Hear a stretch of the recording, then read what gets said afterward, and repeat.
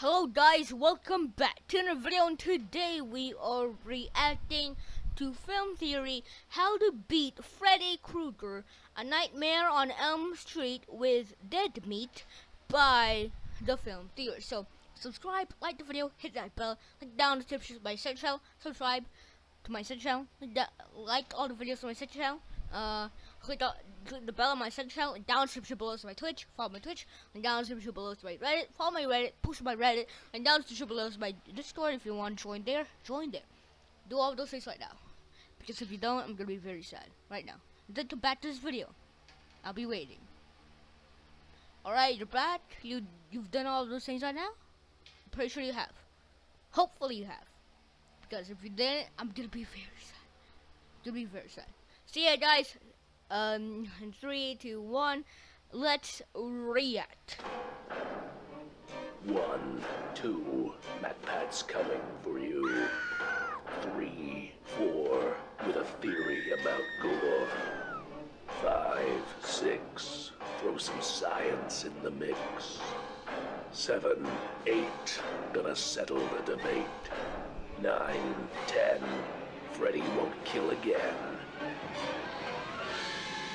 Hello, Internet. Hello, Internet. Welcome to Film Theory. Admittedly, it's scary these days. There's a lot of uncertainty in the world and things feel really out of control, so today we're taking control.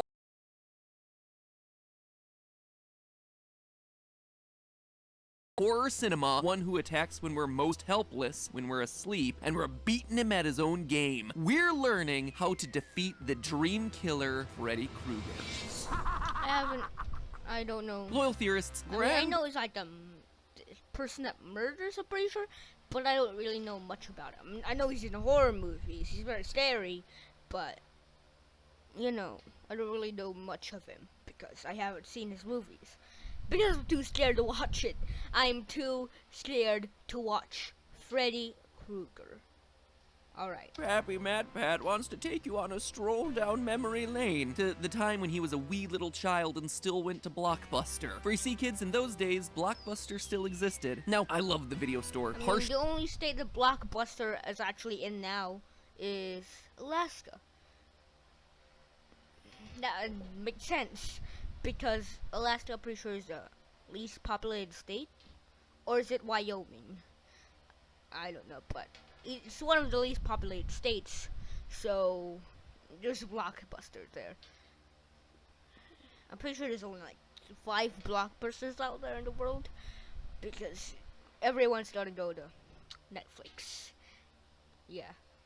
Partially for the video game rentals, partially for the Sour Patch Kids, and partially for the mystery of whatever was in that back room with the red light that my dad liked so much. Was it World War II documentaries? Knowing my dad, it was probably World War II documentaries. I guess I'll never know. Anyway, my other memories of going to Blockbuster include timidly walking down the horror movie aisle. My young mind curious about all those scary R-rated movies that I was too young and too much of a chicken to watch. I was always careful not to stop and look too long at any of the boxes because even those were enough to give me nightmares. A giant shark looming under an unsuspecting swimmer. Still the reason I don't swim. Death Spa. Jaws is a horror movie?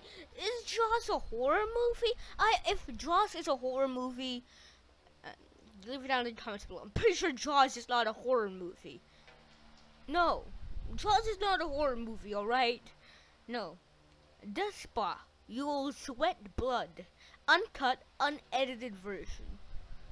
And there's just green screen. Because if it's unedited, it's green screen. It's just people with a lot of green screen and a lot of makeup. I'm pretty sure. Wet blood. Still the reason I don't exercise. A green ghoulie popping out of the toilet. Still the reason I don't... Well, you get the idea.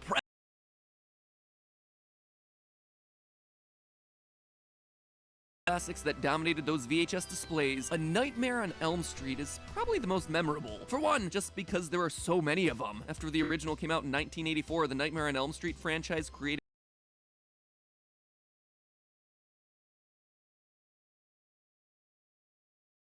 knowledge of the horror movie universe. Freddy is probably the monster who scared me the most. Sure, Jason Voorhees is more imposing and bloodthirsty, but I didn't go to camp, or space for that matter, which seemed like the main prerequisite for getting killed by him. Pinhead? Yeah, can't solve a Rubik's Cube to save my life. Pinhead? There's a Pinhead? but Scream, I'm pretty sure the horror movie. Is Scream the one? Mm, yeah. But Freddy Krueger, a monster who attacks in your dreams? Seems like cheating. To make matters even creepier, Wes Craven was inspired by the real story of several refugees who died. This was the thumbnail of my video before that I tried to edit.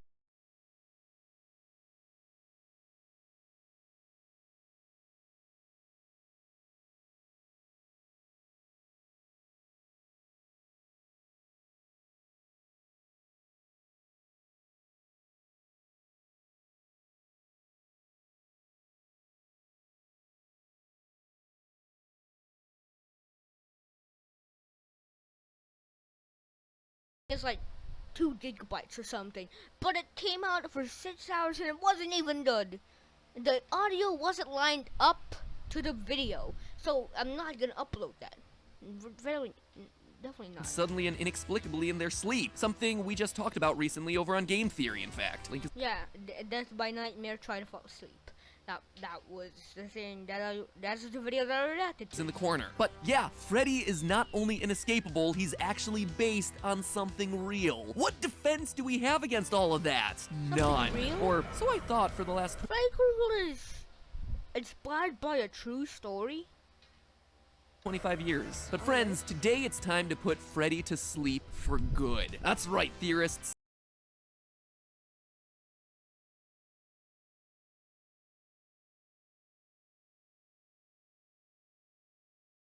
Yourself in. It's time to put Freddy to Betty. And yeah, I know that line was cheesy, but it's on brand for these It's time to put Freddy to Betty. Wow. movies. I mean, have you heard the lines this guy uses? His puns are worse than mine. This is it, Jennifer. Your big breaking key.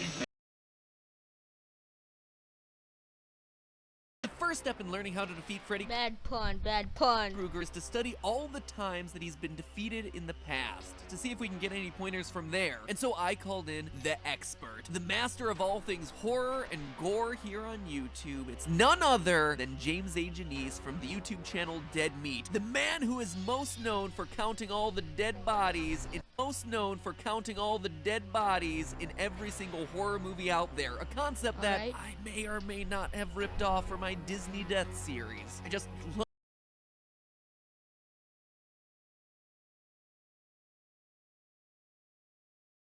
anytime soon, so I took it upon myself. James, what do you got to say about Freddy? Hey buddy, thanks for including me in this video. In the original A Nightmare on Elm Street, Freddy is pulled out of the dream world and is burned by a Molotov cocktail. Except that doesn't quite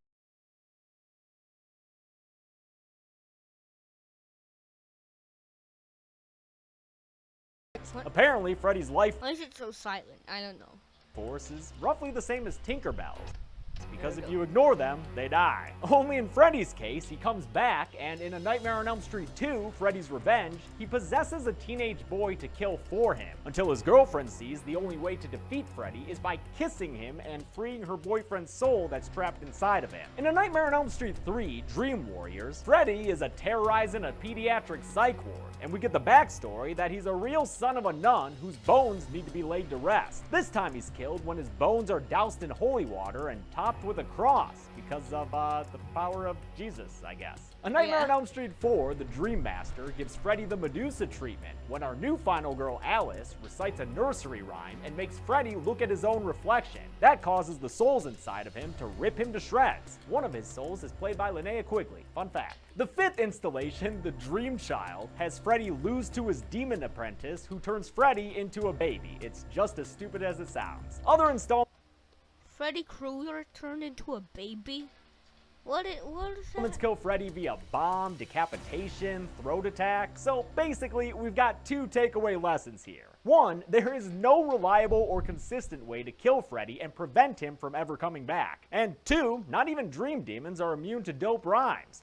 Nursery rhymes, that is. So if there's no offensive strategy to kill Freddy, then what are our defensive options for keeping him from killing us? The first is the most obvious one. Don't sleep. I know just what you're saying, and it's duh. Unfortunately, this isn't the best solution. Not because we're bad at not sleeping, quite the contrary. But you need to sleep.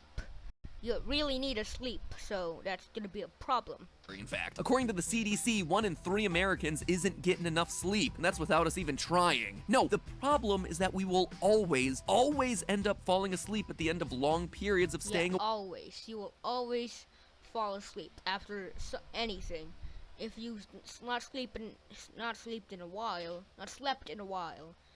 you're gonna fall asleep some way, somehow. Awake. In the 1960s, a high school student named Randy Gardner broke the record for the longest stretch of being awake at 11 days, 25 minutes, which he did for a school project. But you know what he did when it was all over? Fall asleep for a total of 25 hours spread across 2 days. 25 hours of just sleeping. I mean, if you haven't slept for 11 days, 25 hours is nothing. So, I understand that he slept for 25 hours. Wow. And Freddy is a patient man. He waited several years between on their kids, so even if you stay up for a solid week playing Minecraft, he'll catch you right when you're about to start dreaming of diamond armor. I mean, you could try to push Randy Gardner's record, but that's also gonna run you into a lot of problems. There are no known cases of a human death caused by a simple lack of sleep, but tests sleep deprivation on lab rats, because apparently scientists are in a constant competition to see who can kill rats in the most creatively cruel way possible. After about a month, all the rats were dead due to mysterious reasons, but suspected all the reasons were tied back to their lack. After about a month, all the rats were dead due to mysterious reasons, but suspected all the reasons were tied back to their lack of sleep. Again, I go into way more detail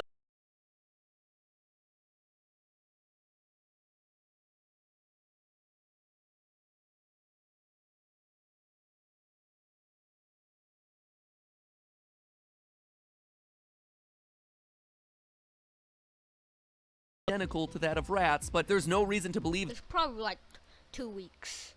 2 weeks is the max, and after that you're dead. Yeah. that it be significantly longer. So basically, we find ourselves in a catch-22 here. If you sleep, Freddy is gonna kill ya. If you don't sleep, your body is gonna kill ya. So what is the answer then? Well, remember that Freddy isn't just a killer who attacks in our sleep, he's a killer who attacks in our dreams. No dreams, no Freddy. We're not always dreaming when we sleep. Realistically, the vast Yeah, you aren't always dreaming in your sleep. There's sometimes that you actually dream, but not really. majority of our dreams, and pretty much any dream you'd actually remember, takes place during rapid eye movement, or REM cycles of sleep. I would insert another 90s music joke here, but you know, copyright issues. So just know that the thought was there, and it's just a missed opportunity for everyone. REM sleep usually occurs in about 10-minute bursts at the end of the sleep cycle, which lasts roughly 90 minutes. The longer you sleep, the longer those REM cycles will become, so one possibility is sleeping for shorter periods that prevent us from going into REM. And that brings us to our next candidate to defeating Freddy: polyphasic sleep. Most people engage in what's known as monophasic sleep. You're awake all day, you go to bed for one long stretch at night, you wake up, you rinse, you repeat. Polyphasic sleep, on the other hand, seeks to boost productivity by giving people shorter, separated periods of sleep throughout the day. It was allegedly used by Leonardo da Vinci, who I think I can safely say was a reasonably Leonardo da Vinci was... Really? I mean, that sleep really got him going. Because he created this, which they say that there's like a note where there's music. The 13 disciples, 13 people, 12 apostles, 1 Jesus Christ. There's Mona Lisa, and there's this picture. I don't really understand that picture, but it's Leonardo DiCaprio. I almost said Leonardo DiCaprio. Leonardo da Vinci. Da Vinci. It's not DiCaprio, it's Da Vinci. productive dude. The most popular versions of polyphasic sleep tend to still have a longer stretch of sleep at night with some naps sprinkled throughout the day, but both the Uberman and Dymaxion models call for no more than 30 minutes of sleep at a time. Foolproof plan, right? Not so fast. For one, medical professionals are very dubious about the benefits of polyphasic sleep. A doctor from the UCLA Sleep Disorder Center was quoted in Time magazine as saying, quote, "There is very little data, none whatsoever in the medical literature, of carefully designed clinical studies demonstrating that polyphasic sleep has any advantage in human sleep medicine," end quote. Well, thanks a lot, Dr. Killjoy. But even if polyphasic sleep isn't Dr. exactly Killjoy. good for you, it's still a cheat code to getting around REM sleep, right? Nope. Once you start depriving your body of sleep, it it actually starts to enter REM sleep faster than it otherwise would. A big selling point for people who advocate polyphasic sleep is that it should in fact increase the amount of time sleep actually means more REM, and more REM means more dreams, and more dreams means more Freddy. So the real question is, how do we sleep while avoiding REM altogether? And that requires a little more understanding of how REM works in the brain. Most of the neural activity that takes place during REM sleep comes from the brainstem, in particular the pontine tegmentum and the locus coeruleus. But if you're thinking we can just deactivate those parts of the brain, or any other parts that contribute to REM and dreaming, that's sort of like dealing with a clogged toilet by burning down your house. Wow, that's a very... Oh.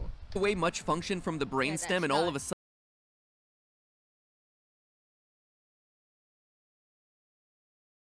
if the goal is still not to die, well, that's a no-go solution. There are some very early indications that REM can be turned on and off by the activation of certain neurons, but this has only occurred in mice that were genetically to allow scientists to control their brains that way because it Control their brains? Control rats' brains? I mean, you can't control a person's brain. It's only in movies. Movies are not real. Sometimes they're based on a true story, but most times not. Again, scientists are just bored little kids who make rats stay awake until they die and like to control mouse brains with lights. So from the brain's electrical perspective, you're probably stuck with REM sleep. But there are also my friends, is where we finally find our answer. For the chemical reaction to trigger REM sleep, our brain needs to produce a lot of the neurotransmitter acetylcholine, and they need to eliminate monoamine neurotransmitters like norepinephrine and serotonin. You don't really want to get rid of your brain's ability to produce acetylcholine, as that's going to lead to issues like weakness, fatigue, cognitive impairment, constipation, chronic inflammation. However, if you can keep your brain from removing those other neurotransmitters, the monoamine neurotransmitters, you can nip REM sleep right in the bud, and lucky enough for us, there's a whole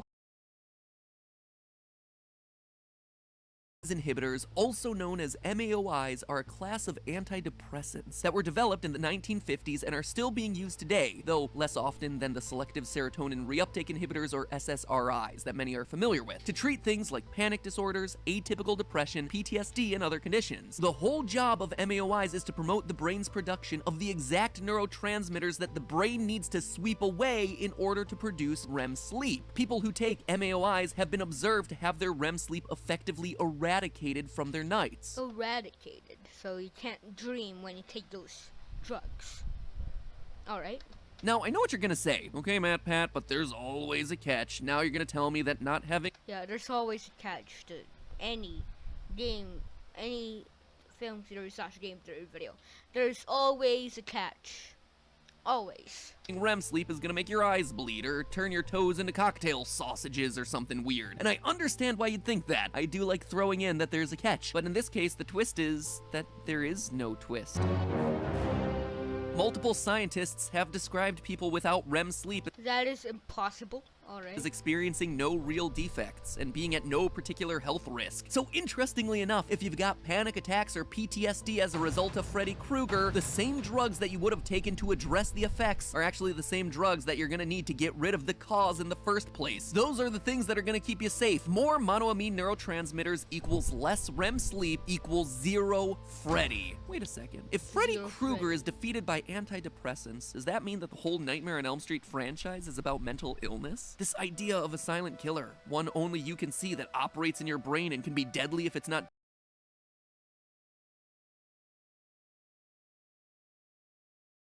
subtle than we could have ever thought. Find your boyfriend now, Nancy. Or, you know, maybe not. What was that? Was that a tongue coming out of the telephone? Not all theories can be winners. But hey, do me a favor and go check out James's channel, Dead Meat. Like I said, his channel is great. If you are a fan of horror movies, then, well, chances are you've probably seen his channel. Yeah, because if you're a fan of horror movies. Go right along to Dead Meat. And it's raining. I mean, summer. Good thing we're in the house. But, yeah. If you're a fan of horror movies, you've probably seen them before. Here on YouTube, because he is the man when it comes to counting all the deaths in your favorite and also least favorite, never before heard from horror movies out there. Anyway, his channel is great, his podcast is great, and he is link that you see on screen, and leave in the comments below that you came from the Film Theorist channel, and I don't know if you could do me a favor and work into your comment the word So, yeah. dongle. If you could say the word dongle somewhere in your comment, that would be awesome. You could say like, hey, MatPat sent me, stop stealing his dongle. So anyway, thank you guys so much for watching. Thank you for showing James from Dead Meat some love. And remember, that's just a theory. A film theory. And sweet dreams. So yeah, guys, thanks for watching. Be sure to do all of those things right now. Do all of those things that I said in the intro. If you didn't do it at the start of the video, do it right now when you click off this video. So yeah, guys, thanks for watching, and of course, peace out, peace.